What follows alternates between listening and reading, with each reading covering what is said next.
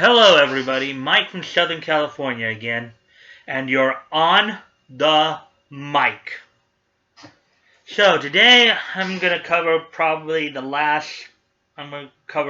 last part of Vic's deposition. Also yesterday we also have some other tragic news that I also touch upon in this episode. So let's get going here. First off, let me hit the tragic news first. So, yesterday there was an attack on Kyoto Animation over in Japan, in which man claiming that they stole something of his, decided to set fire to the building, ending up killing 33 and injuring 36 more.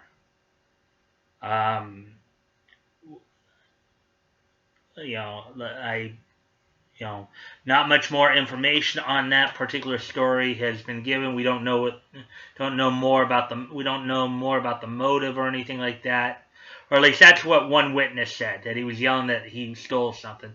The police never released information on his motive. It was basically, but the witness said he went in screaming, "You stole something! You stole something!" 41-year-old man.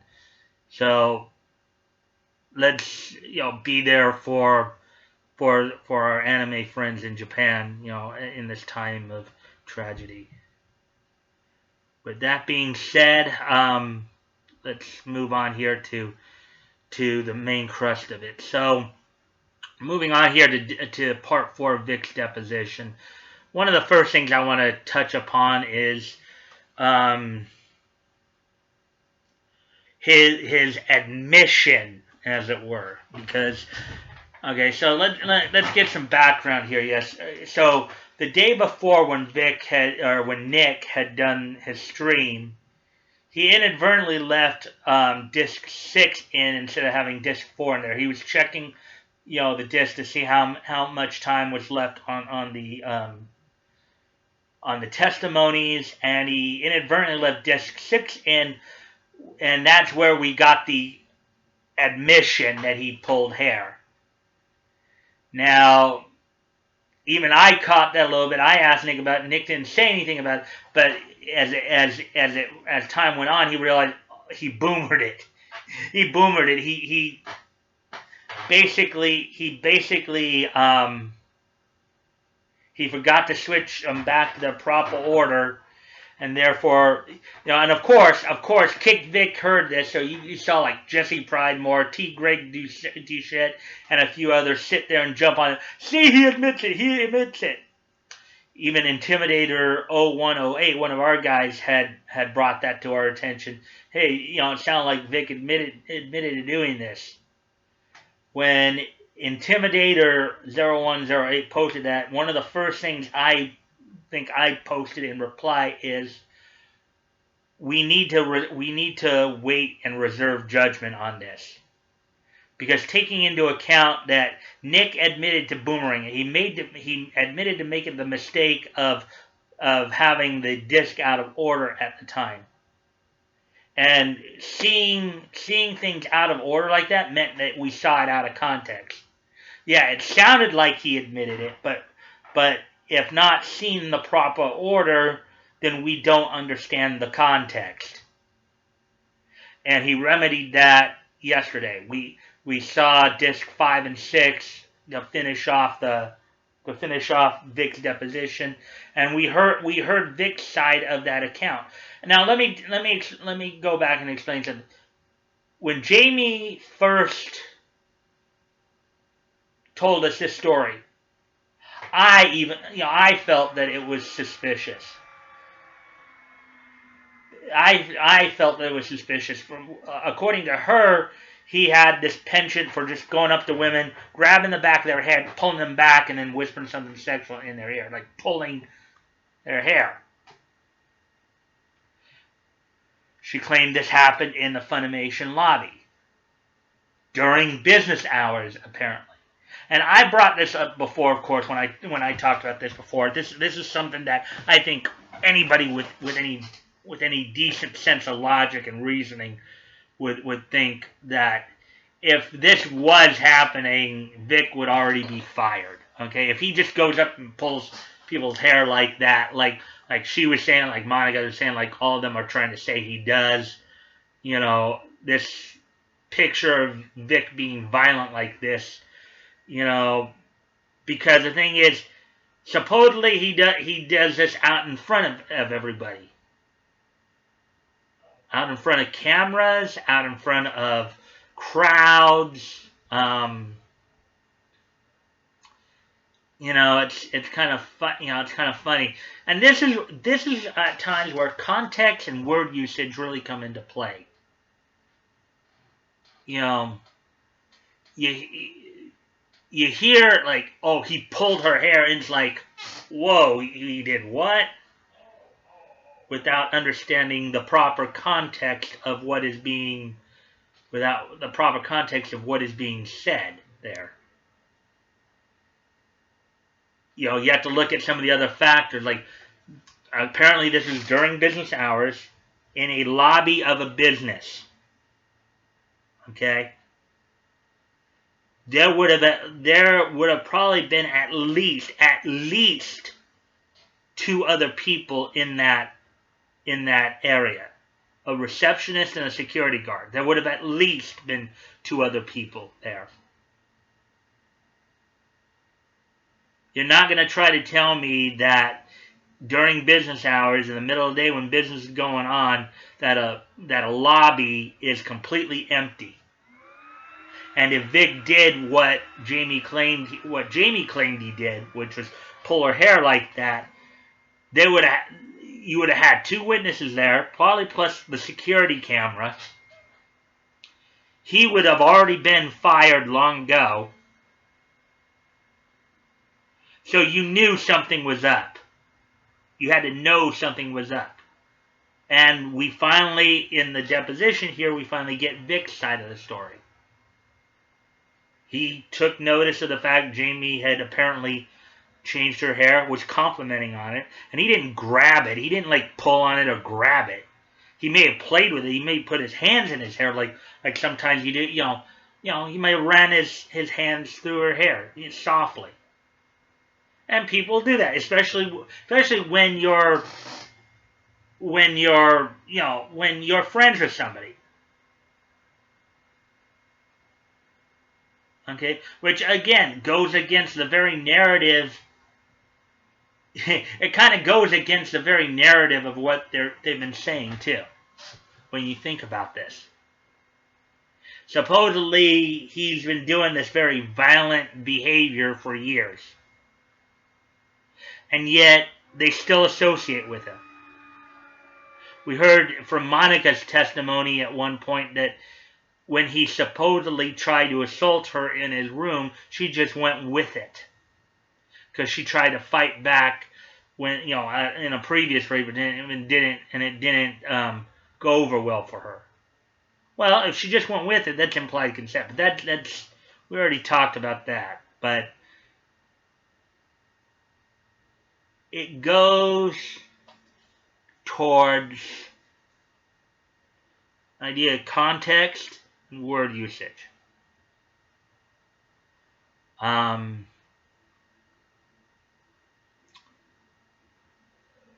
So, and again, this, as I said, this is turning into a classic he said, she said.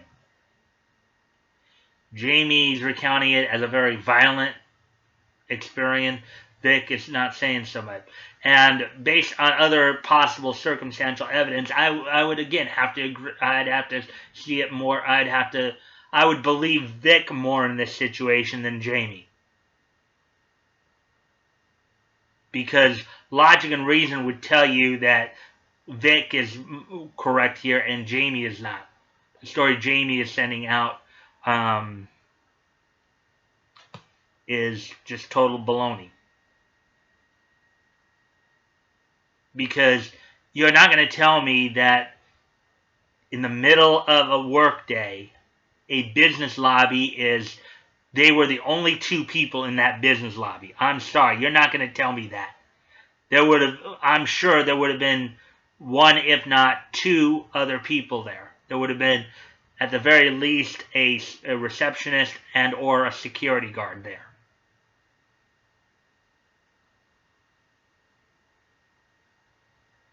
So, at least.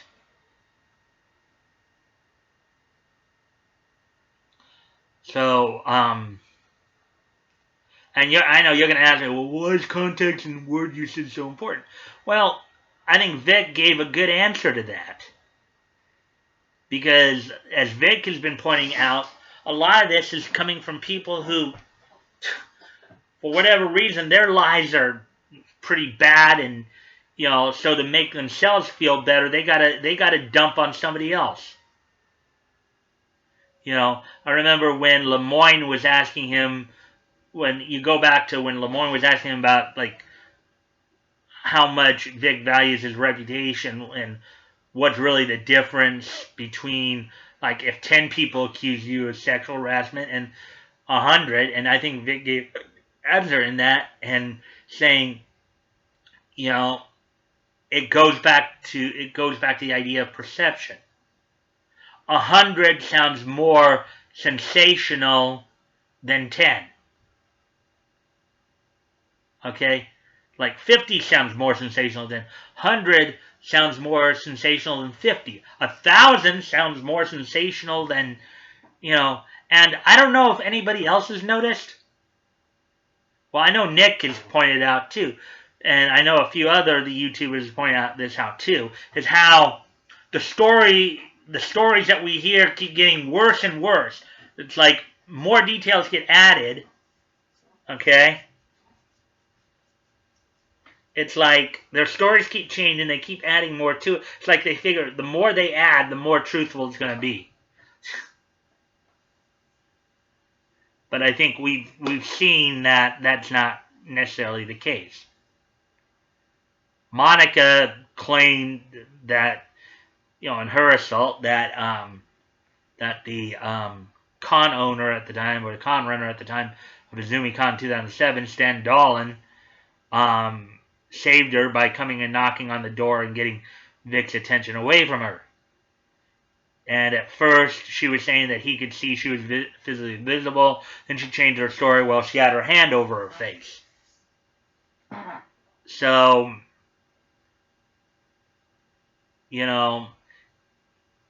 as these lies, they keep expanding on the lies, they keep unraveling.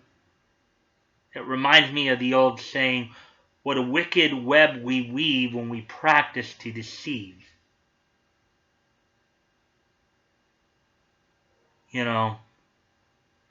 Context is important.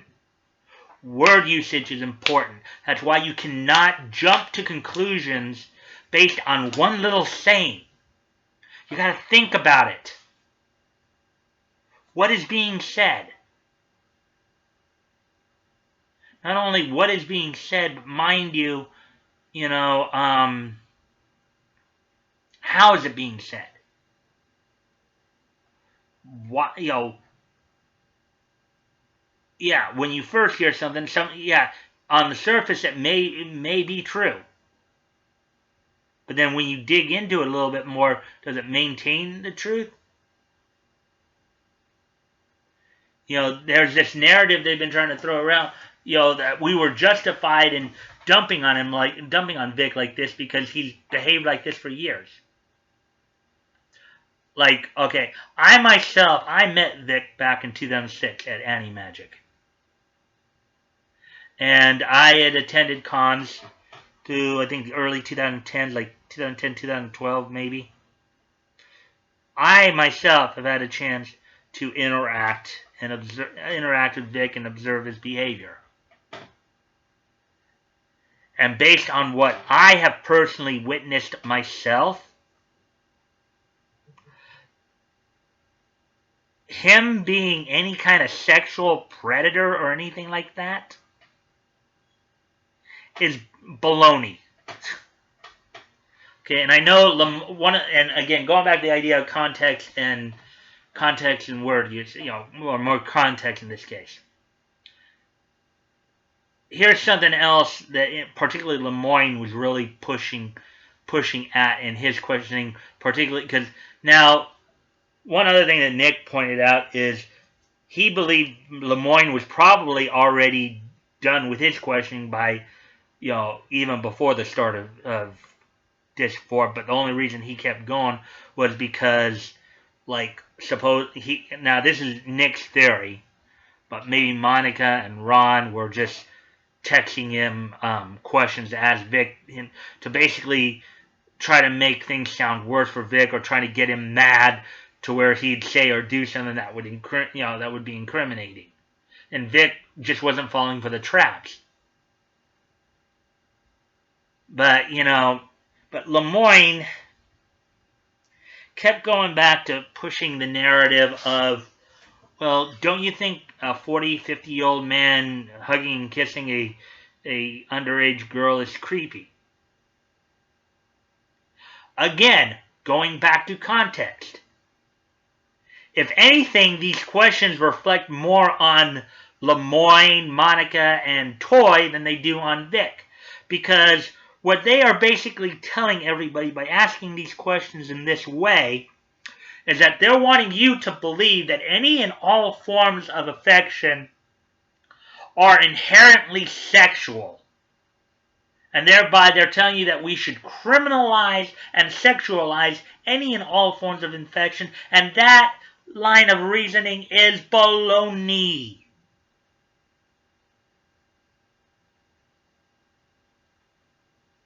They're pushing the narrative, or they're trying to push the narrative that we should criminalize, that basically that any and all forms of affection are sexual, and therefore we should sexualize it and criminalize it.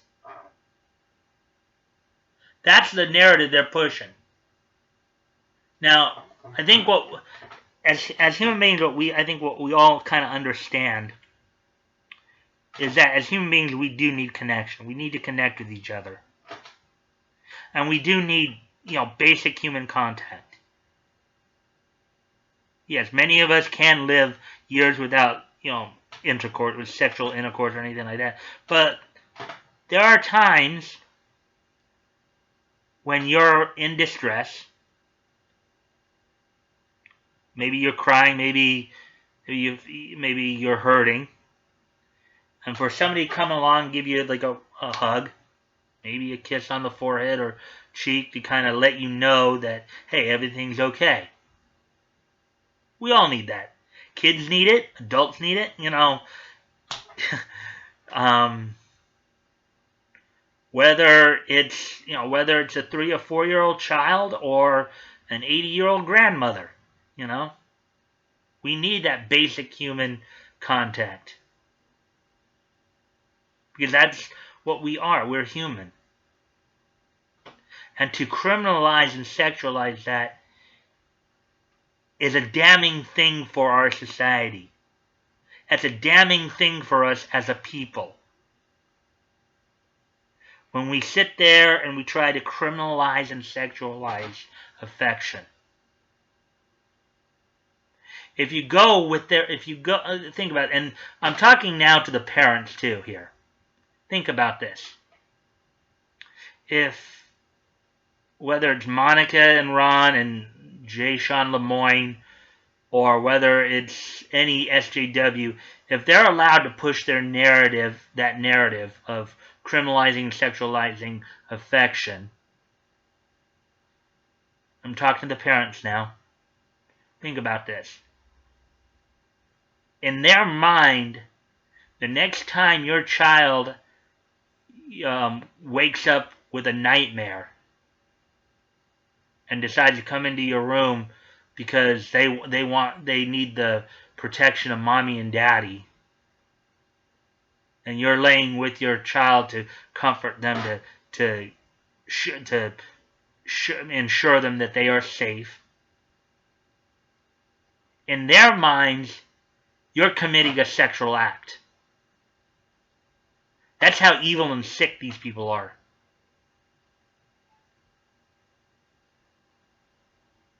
They would, for their own selfish purposes, would criminalize and sexualize basic human affection. That's something really to think about. That's a very damning thing that we would place on our society. That's something we very well need to be mindful of allowing that narrative to fester, continue to fester. Because as human beings, we are creatures in need of connection with one another. It's a very sad thing that we even have to talk about it like this.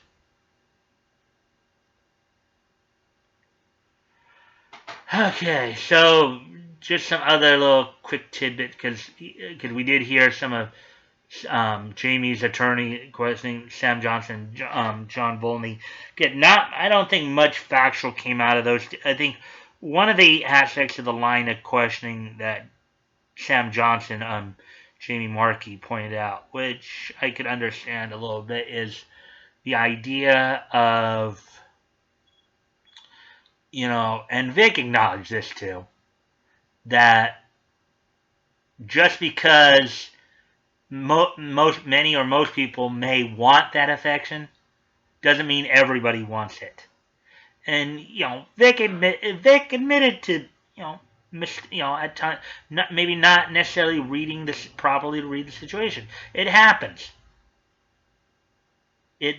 Sometimes it can be very difficult, and this, of course, coming from somebody who has autism. Okay, properly reading the situation. Not everybody wants a hug or a kiss, on the forehead.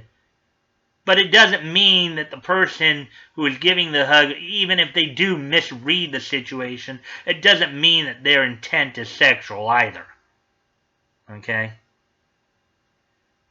Now, of course, Sam Johnson was trying to sit there and kind of separate Jamie from Monica and Ron, in that, trying to say that, she wasn't as much a part of it as they were.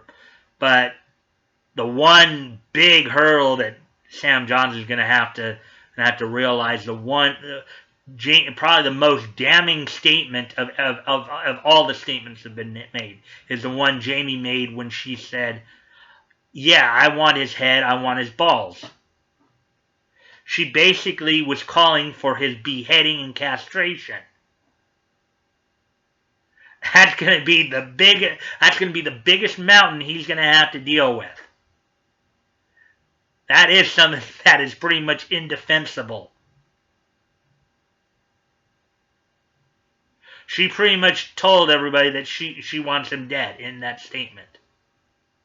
I think basically, as Nick has pointed out, now, I'm not saying all of this of Funimation. I'm not saying it of any. I'm not saying all the Funimation voice actors. I'm not saying all the voice actors in general. I am just saying that there is maybe a smaller cabal of voice actors within Funimation that, yes, want him gone. Kind of funny, because I think one of the points Nick pointed out too was that Vic had actually moved back to Texas to be closer to who he believed were his friends. He was living out here in LA. He could do a lot of his work remotely, because he had set up his own in-house studio to be able to record his lines and stuff. They wait till they bring him back for the Broly movie and then drop this on him. They try to sit here they were sowing these seeds of discord to try to separate him from his fans.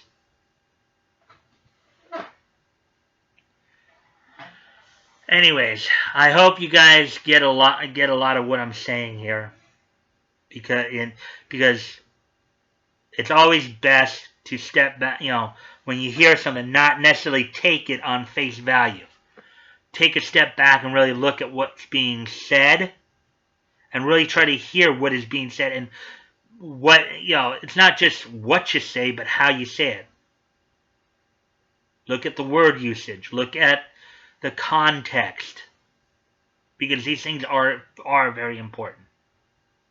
Now I've run over 20 minutes again here, so I'm going to finish this up. Okay, so check the links below. If you want to contact me directly, you can, if you want to contact me directly, you can go ahead and direct message me on my Twitter handle will be down there, so you can direct message me. Also, you notice I've been putting up the GoFundMe's. Check those out. Vic's GoFundMe is up over 227,000 as of last night. I think maybe by this point even up over 228,000. So we're really pushing it towards the next goal that Nick had set of 300,000. Let's keep it up. As always, remember, don't feel pressured to give. Obviously everybody, all of us agree that we don't want anybody being financially strapped. If you can donate, please, if you're in a position to donate and it's on your heart to do so, please consider donating. If you've already donated, please consider donating again. If you can't donate, at least share the link. That helps too, sharing it. And if you like this content, please like, comment, share, and subscribe. As you guys know, I always love the back and forth. I always love talking to you.